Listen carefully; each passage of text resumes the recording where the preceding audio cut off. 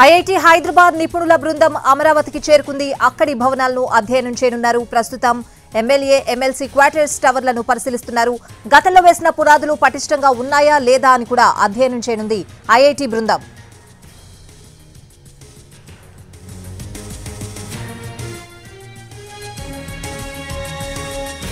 IIT Hyderabad నిపుణుల బృందం అమరావతికి చేరుకుంది. అక్కడి భవనాలను అధ్యయనం చేయనున్నారు. ప్రస్తుతం ఎమ్మెల్యే ఎమ్మెల్సీ క్వార్టర్స్ టవర్లను పరిశీలిస్తున్నారు. గతంలో వేసిన పునాదులు పటిష్టంగా ఉన్నాయా లేదా అని కూడా అధ్యయనం చేయనుంది ఐఐటి బృందం.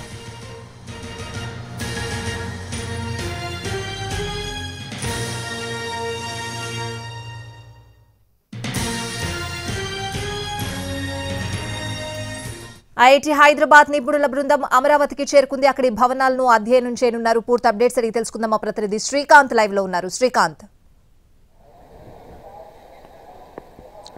రాజధాని అమరావతిలో ఎమ్మెల్యేలు ఎమ్మెల్సీల క్వార్టర్లకు సంబంధించి వాటి నివాస యోగ్యత ఎంతవరకు సామర్థ్యంగా ఉన్నాయి అనే అంశాలు పరిశీలించడానికి ఐఐటి హైదరాబాద్ నిపుణుల బృందం అయితే కొద్దిసేపటి క్రితమే ప్రస్తుతం మనం ఉన్నటువంటి ఎమ్మెల్యే ఎమ్మెల్సీల క్వార్టర్స్ దగ్గరికి అయితే చేరుకున్నారు. మొత్తం చూడొచ్చు 12 టవర్లకు సంబంధించి 288 వరకు కూడా ఫ్లాట్స్ అయితే ఇందులో కూడా ఉన్నాయి. 2014 నుంచి 19 తెలుగుదేశం పార్టీ అధికారంలో ఉన్న సమయంలో వీటి నిర్మాణం జరిగింది. ఆ తర్వాత 2019 నుంచి 24 వరకు కూడా వీటికి సంబంధించిన నిర్వహణ అంతా కూడా పూర్తి స్థాయిలో పక్కన పెట్టేయటం, అదేవిధంగా మొత్తంగా వర్షపు నీళ్లు కానీ ఆ నీళ్ళన్నీ కూడా ఇక్కడే నిలిచిపోయిన నేపథ్యంలో ప్రస్తుతం తెలుగుదేశం పార్టీ అధికారంలోకి వచ్చిన తర్వాత రాజధానికి అదేవిధంగా అమరావతిలో ఉన్నటువంటి ఈ నిర్మాణాల మీద పూర్తి స్థాయిలో ఫోకస్ పెట్టింది. ఎక్కడైతే నిర్మాణ పనులు చేపట్టాలో వాటన్నిటిని కంటిన్యూషన్ చేయాల్సిన పనులను అయితే ఒకవైపున చేపడుతూనే ఆల్రెడీ కట్టి అందుబాటులో ఉన్న టవర్లు ఎవరైతే ఈ ఎమ్మెల్యేలు ఎమ్మెల్సీలకి కేటాయించాలని భావిస్తున్నారో వాటికి సంబంధించిన నిర్వహణ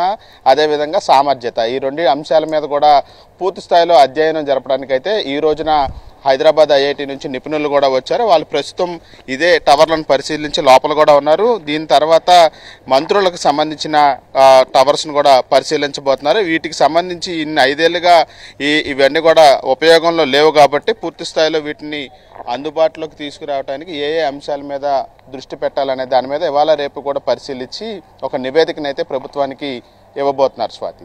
right Srikanth, thanks for the update.